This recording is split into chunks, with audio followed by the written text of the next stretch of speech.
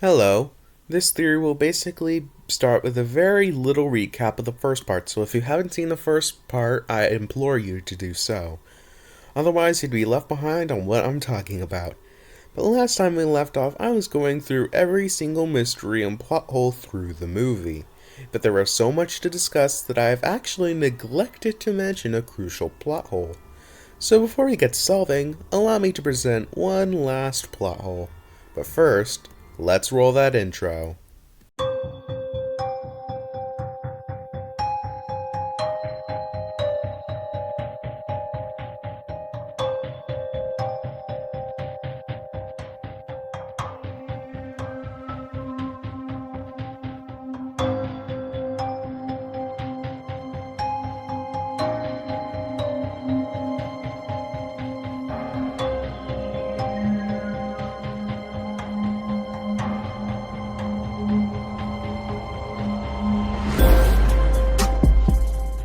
So during the scene where the conductor takes Hero Girl out back because she lost her ticket, Hero Boy chases after them only to not find them.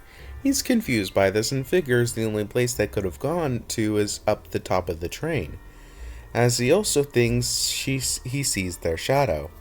So he travels up there and meets the hobo, one of the most crucial characters of the whole movie.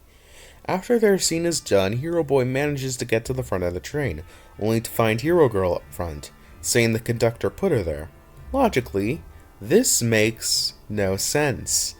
It wasn't that much time from when Hero Girl got taken to the back of the train to when Hero Boy went to the back himself, only to not find them. But if what Hero Girl is saying is true, then how come they never met in between? Logically speaking, they should have bumped into one another. No. It's not that. There's no way they couldn't have. Yet they somehow didn't. So how did this happen? With that last question out of the way, let's get to solving. The first and most shocking realization about the whole movie is that the parents have to know about the Polar Express. The father's line about an express train not being able to wake him up now is too on the nose to be simple foreshadowing. And then there's the fact that he's played by Tom Hanks, who plays numerous characters throughout the whole movie, such as Santa, the conductor, the Scrooge puppet, Hero Boy's narration, and the hobo. Too many things are pointing to the parents knowing about Santa, especially with how they basically are grieving at the fact that Hero Boy might not possibly believe in Santa anymore. But all of this brings up a very important question. If the parents and overall adults of the world know about Santa and the North Pole, are they seriously okay with the security cameras watching them 24/7? I mean, I'm sure if they knew, the government would have intervened or something. If an organization manages to place security cameras in every house across the globe without anyone's knowledge and they haven't been stopped, then something must be going on here. But what? Well, there's only one way this can make sense. They know, but something's preventing them from doing anything. But what? Well, who's the other party involved? The North Pole.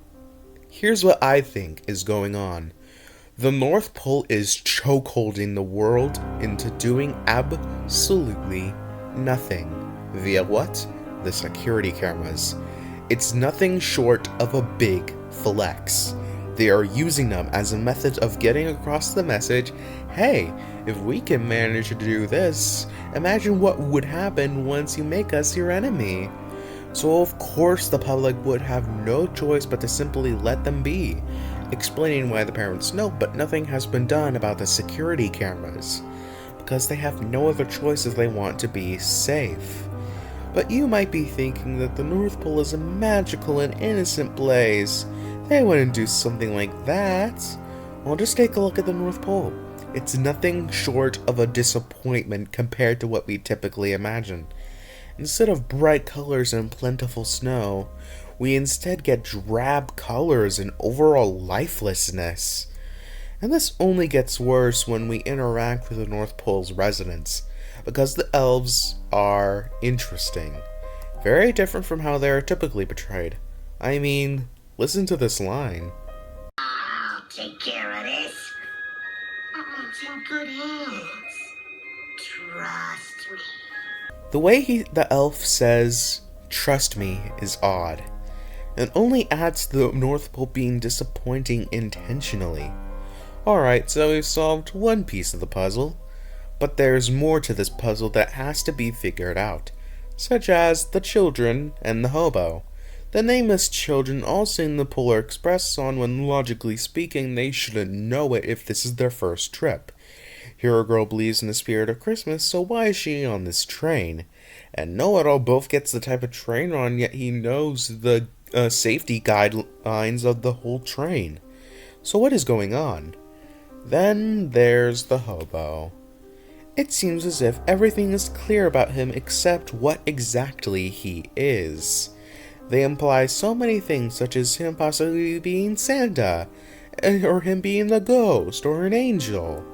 So where do these things exactly stem from? If we know that, perhaps it can give us a clue about our favorite little hobo. So during the scene where the train goes haywire, which, trust me, we'll get to why that would even happen, Hobo helps out Hero Boy. And when they are finally safe, the conductor recalls a time where he was saved rather miraculously, much like Hero Boy. To which Hero Girl says it could have been an angel, which the movie doesn't seem to disprove. But what exactly implies him to be a ghost? Well, during the scene where the hobo and Hero Boy meet for the first time, he says the line, "Seeing is believing." And shortly after, the hobo asks Hero Boy if he believes in ghosts, to which Hero Boy says no, which interests the hobo. This line implies someone on the train is a ghost. But what about all that angel implying? So what do I think is going on? Well, I believe the hobo to be an angel. His purpose for being here I'll delve into very shortly, but this begs the question, who does Hero Boy see which could be a ghost? Well, there's one solution that solves one of the movie's biggest mysteries. The children. Yes, I'm saying every children aboard the train besides Hero Boy is a ghost. This makes so much sense. But how did they die? Simple. They died on previous Polar Express trips. And now their souls are tied to the train and they serve one purpose. Make the actual passengers believe in Santa as much as possible. This explains Hero Girl's role in the story. How she can somehow believe in the spirit of Christmas so much, yet somehow be on this train for people who lack said belief. When she boarded, she was perhaps a skeptic much like Hero Boy, but during her train ride she died, and was reborn as a ghost, forever haunting the train to serve the North Pole in their goals to make the passengers believe, which is why she's so non-subtle about everything. That's the point. And why she literally stares and smiles at Hero Boy once he sits down. It's all there. But what about the other children? It's simple. The nameless children, or as I like to call them, the NPC children, know the songs of the Polar Express because they've been here before. But during that trip, they died. And regardless of if they learned it during their trip or that ended poorly or sometime after that, they know the song because they've been taught. When it would have been impossible if they really were actual passengers. Alright, but what about Know-It-All? How does he know such a specific name for a train yet get it completely wrong, while also knowing the safety guidelines of the train? It's simple. During the trip on which he died, the Polar Express was a Baldwin 2-way 4S3 class Berkshire type steam locomotive, but over the years the train has been changed, to the point where the train is now a Peter Marquette 1225. Without his knowledge. And he knows the safety guidelines for the train because he spent a long time on the train, and would therefore learn it if he needed to. Then there's Billy, whose whole point ties into the whole point and the goal of the train. It's to make children believe in Santa and the North Pole, and believe that despite the actual reality, it's a nice place. This is why the whole movie is so non-subtle about the theme of belief. It's because it's the point. Billy is there as the doubter to make Hero Boy see himself in him, and of course Hero Girl can't help but educate Billy on the point and spirit of Christmas, non-subtly getting the message across. In fact, everything we've discussed goes to explain the staff and the trip being so dangerous. They literally don't care if the children die or not. If they die, another member joins the crew and makes the whole experience more authentic, if you will. But if they manage to survive, then we have believers in Santa. It's why they don't care. Then there's the hobo, who I've neglected to mention the purpose of him being an angel. Well, it's obvious now. If the North Pole doesn't care about child safety, then something must be done. Therefore, an angel was sent to protect the only alive children on board, aka Hero Boy, explaining why he survives, and also goes to explain why the other children just survive despite the harsh reality that they would die. Because they are already dead. In fact, this is why Hero Girl's ticket manages to get lost. It's all intentional. The Polar Express is an insidious agenda, where they purposely make sure it goes wrong in every way, while also being non-subtle about the message of belief to hammer in the point, to make them believe, to make sure they learn messages along the way, which we see happen to Hero Boy. Every bad thing that happens makes him grow. It's all on purpose. But who even initiated this plan to begin with? It wouldn't have been the North Pole, so who could it have been? Simple. The parents. The parents, for some reason, are desperate to make sure their children believe in Santa, as shown with how saddened the parents are to see Hero Boy possibly no longer believe. So they probably came up with the idea, and the North Pole ran with it. After all, you'd want to have loyal people, but something feels amiss. Like there's something left to be uncovered. I think this is where we bring up the biggest mystery of the movie that has plagued me for weeks. The live-action children on the security cameras. The whole movie is animated, so why are these children here?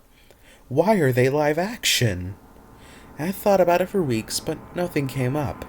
Then my jaw dropped as I realized the truth. Everyone, the Polar Express isn't real. What I mean is the real world is live action, and the rest of the movie is an animated fantasy. Let me explain my idea, cause it's far more complicated than saying, oh, it's just a dream. Anyways, the parents didn't want their children to learn the harsh and cruel truth about the North Pole and the state of the world, so they came forth with another idea. An animated lens. While the world everyone inhabits is live action, the way the children view the world is through a filtered and animated perspective, one that prevents them from learning the truth. Then they begin to grow up and stop believing in Santa. This is a bad thing, since when they grow up, the fantasy begins to fade, as the reality of the situation begins to break their lens, explaining the horrifying visuals the Polar Express is famous for. It's the real and harsh world breaking through the reality of it. And you want to know something crazy? Something that without a doubt proves this as a fact? The type of animation for this movie is motion capture, an infamously odd style, where they take the live-action movements of real people and use that for the animation. But let me say that again. The live-action movements transferred to animation, or in other words, the real world put into an animated filter. Are you kidding me? It's all literally there. Everything has answers and it all connects. In conclusion, the North Pole is chokeholding the world and submitting to their will. Mainly the adults of the world, because the parents are growing desperate to keep their children in the black on this situation. Therefore, the children are being put into an animated fantasy, where they are in the real world, but the lens they are viewing it through is animated, to keep them in the black. But as they get older and stop believing in Santa, the fantasy fades. The parents want them in this fantasy. Therefore, the Polar Express was born, to make sure non believers believe. However, during past trips, children have died, and they've become a part of the train itself, where they've become a part of the plan, which explains the lack of effort to keep the trip safe. If the children survive, then that's good, but if they don't, then that just means they have more workers to better indoctrinate still alive guests. And yet here, and however, an angel has caught on to this and is keeping the children who are still alive safe, and appears as a simple hobo. Then we get Hero Boy, our protagonist, where we see this full operation, where the other children act like NPCs and are quite literally nothing but messengers to hammer in the message to Hero Boy, to believe.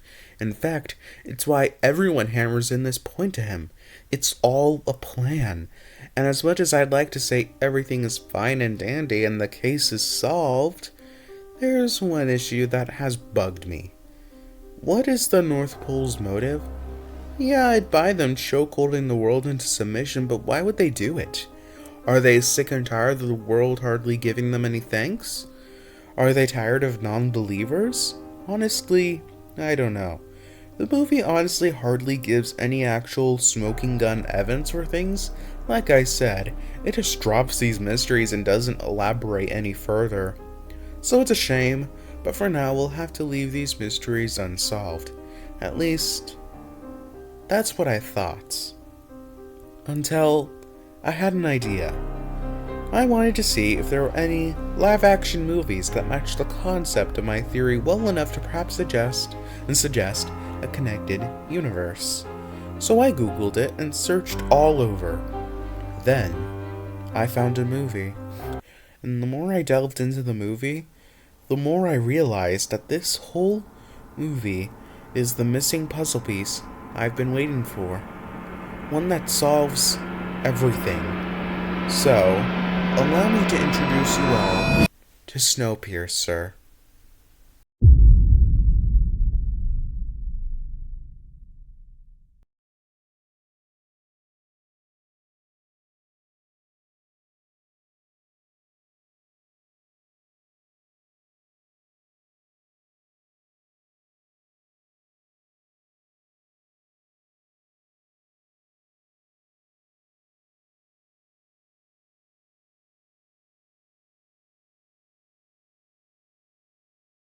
Also, YouTube shoutout goes to Your Movie Sucks.